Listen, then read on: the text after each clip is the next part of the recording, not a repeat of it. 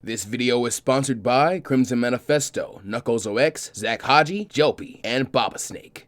Our story begins high in the sky, though at present, our hero is feeling rather low. His name? Knuckles the Echidna. At 8 years of age, he is not only the guardian of the fabled Master Emerald, passed down through the Echidna tribe since time immemorial, but he is also, as far as he knows, the last Echidna, as his home, Angel Island, is deserted. While a solitary being by nature, he is also a child, devoid of companionship, with this loneliness weighing heavily upon him. Day after day he patrols his island, watching for thieves who never come, or else guarding the emerald within its sky sanctuary shrine. However, being only one Echidna, Knuckles cannot be everywhere at once, and even in the place he is, distractions like eating and sleeping prevent him from being perfectly attentive, since clearly, the Echidnas of old never intended the care of Angel Island to be left to a single guardian. To that end, he hatches a plan, both to better fulfill his duty and to cure his loneliness, with that being a brief excursion to the surface, so that he can recruit a trusty partner who will work with him to ensure the island and the emerald are secure at all times. Truthfully, Knuckles finds himself more than a little giddy at this prospect, though adopting the self-serious demeanor he was trained to maintain, he assures his large green shards that he will only be gone temporarily, and with a small chuckle, he leaps off the side of Sky Sanctuary. Thanks to starting so high off, Knuckles is able to glide far further than he normally would, even catching a sea breeze that carries him far from Angel Island towards a small archipelago, where even from above, the signs of life are obvious and thriving, touching down and experiencing a beach with all its splendor and annoyances for the first time.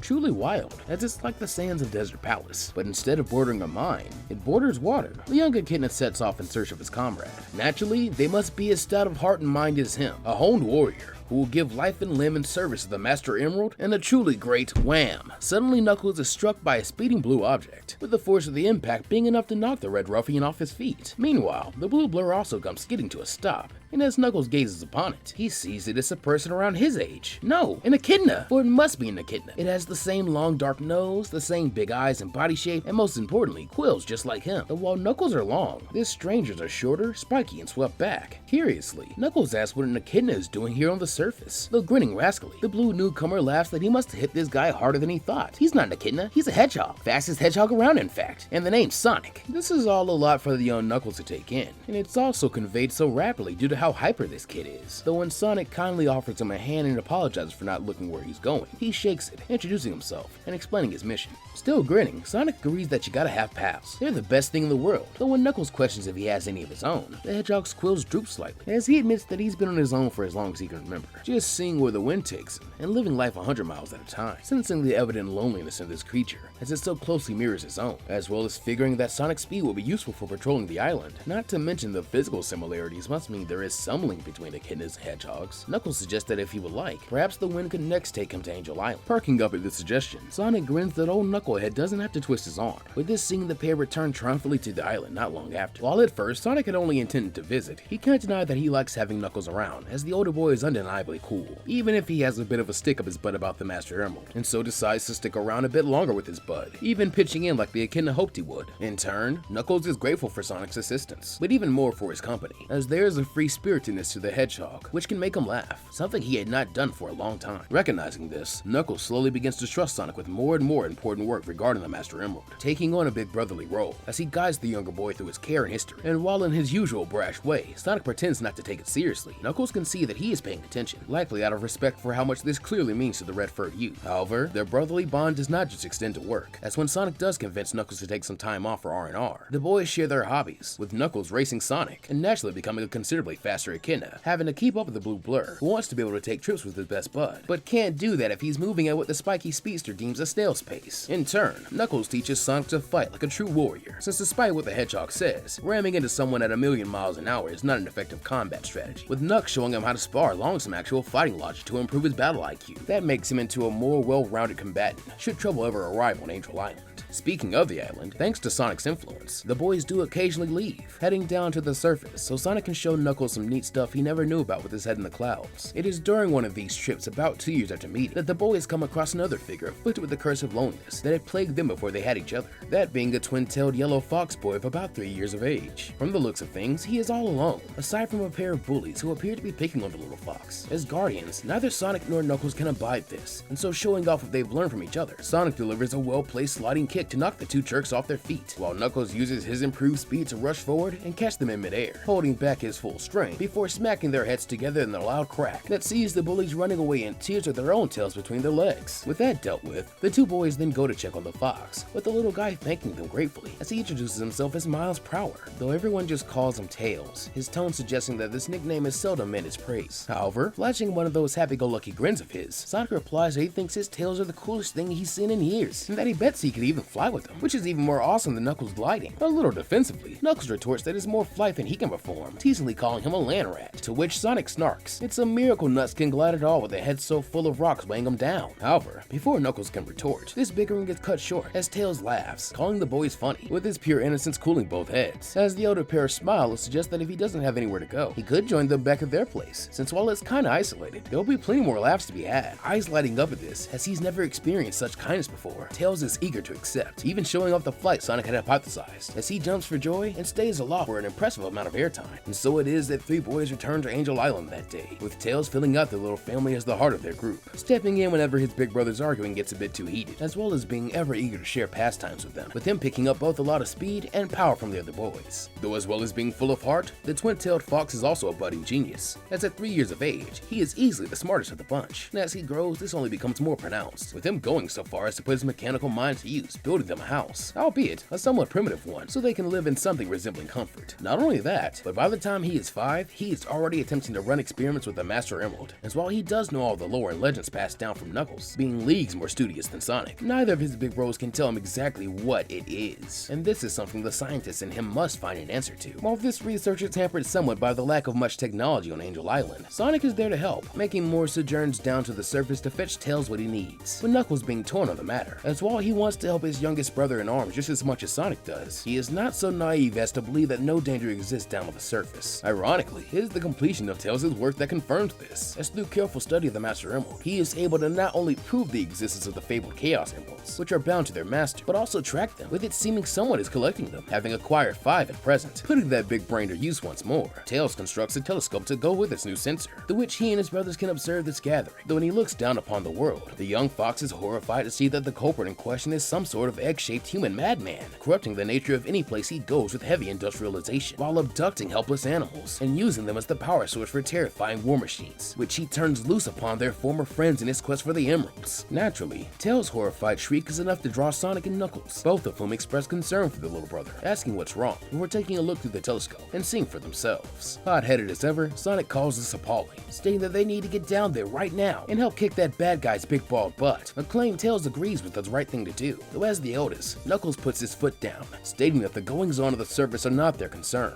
Their duty is to guard the Master Emerald, so it would be best they both forgot about this egg-shaped man and went back to their training, deciding things they could both work on. Flaring up, Sonic protests that they can't just abandon people in trouble. Though standing firm, Knuckles states that they are not getting involved, and that's final. He then stomps away to return to the shrine, while Sonic fumes, though as Tails approaches his blue brother and asks if they are really not going to help. A devious grin forms on Sonic's face, as he replies that of course they are. Knuckles said that they, which is to say the 3 of them, aren't allowed to get involved, though he didn't say anything about just Sonic and Tails going down to the surface for a little adventure. And if that adventure happens to be on the same island as that 6th Chaos Emerald the bad guy is seeking, well, fancy that. Giggling a little as he beams that he knew Sonic would have let him down, Tails then takes flight while Sonic holds onto his feet, seeing them descend steadily while showing the fruits of the fox's growth, both in his strength under Knuckles, at being able to sustain an extended flight to a distant island, and speed under Sonic, through the pace at which he does so. Touching down at what appears to be a construction site in an urban cityscape, the boys make use of Tails' Chaos Emerald tracker to seek out the stone, while also learning that the man with the 5 emeralds is also here, and from the looks of it, is closer than they are to their prize. To make matters worse, he has already dispatched a horde of his robots to scour the area, though they had not anticipated a pair of brothers trained in the fighting style of the Echidna tribe, and blessed with enough speed to quite literally run circles around them. Thanks to this, these robots are a minor impediment at most, though the same cannot be said for their master,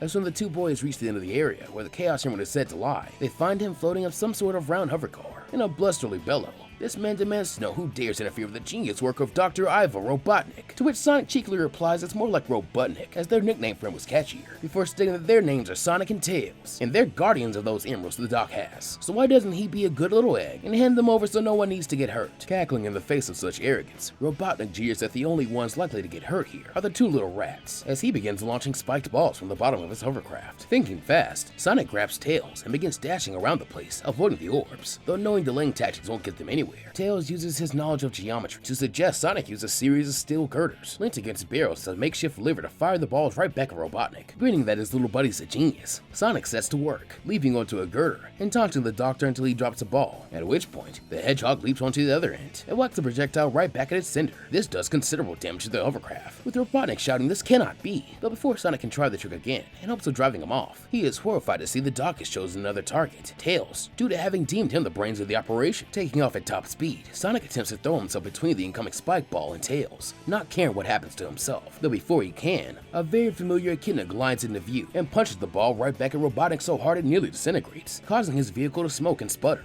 In a furious tone, Knuckles then growls at his little brothers that they directly disobeyed his instructions, his anger evidently being equivalent to his concern for their safety. And knowing he has no excuse, Sonic apologizes and just expresses his gratitude that Knuckles was there to bail them out, with the Red Ruffian tersely flicking his head and grunting, as if to say, of course I'll always be there for you, even if you are an idiot. Unfortunately, this reunion is cut short, as knowing that he must retreat, Robotnik decides not to leave empty-handed, as if he can't have the Chaos Emerald, he'll just take these three pests, since their gifts magnified by his roboticization would make them into perfect enforcers for his eventual empire. To this end, he launches a cage down at the trio, though showing his own improved speed. Knuckles shoves his brothers away, though at the cost that he is unable to escape the cage, as it is lifted onto the bottom of the hovercraft and hauled away as Robotnik returns to his base. Knowing they have to go after Knuckles, the pair set off immediately, only stopping to grab the Chaos Emerald, which had been unearthed in the scuffle, with Sonic and Tails racing across the remainder of this island, until they finally reach a building which is half fortress, half factory, and all Robotnik. Busting their way in, the two younger brothers then make their way down to the central chamber, where they find the doctor just about to place Knuckles inside a very sinister looking machine. Though showing their faith in one another, the boys split up without a word, as Sonic shoulder charges Robotnik, while Tails rushes to a control panel and begins deactivating this machine while making others around the doctor's base go haywire. This in turn frees up Knuckles, who's more than a little ticked off with how this night is gone, and so decides to vent it on the doctor, pummeling him alongside Sonic and making sure Tails joins in for a couple of hits, before sending him sprawling across a control panel. As soon as the fight is done, Tails calls for a group high five, with the trio all sharing a moment of gratitude. Sonic and Tails for coming to their rescue at the construction site, Knuckles for coming to get him now. All antagonism between the brothers forgot. To make matters better, Tails then pulls out the Chaos Emerald he and Sonic found, declaring that they managed to keep it out of the Eggman's hands. Though from his prone position, the doctor chuckles that he begs to differ, since by bringing the emerald here, he now has all six assembled, meaning untold power now belongs to him. However, this laughter is cut off, as Tails matter-of-factly corrects that there are 7 Chaos Emeralds, not 6, causing the mad scientist's expression to change into something the boys don't like, as he grins that this explains why they didn't react when they were in the construction site. Good. Now that he knows the mistake in his equation, he can correct it, meaning he has not been foiled after all. Far from it, as this little know-it-all has given him just the roadmap to world domination. Then, with another mad laugh, he scrambles back into his hover car,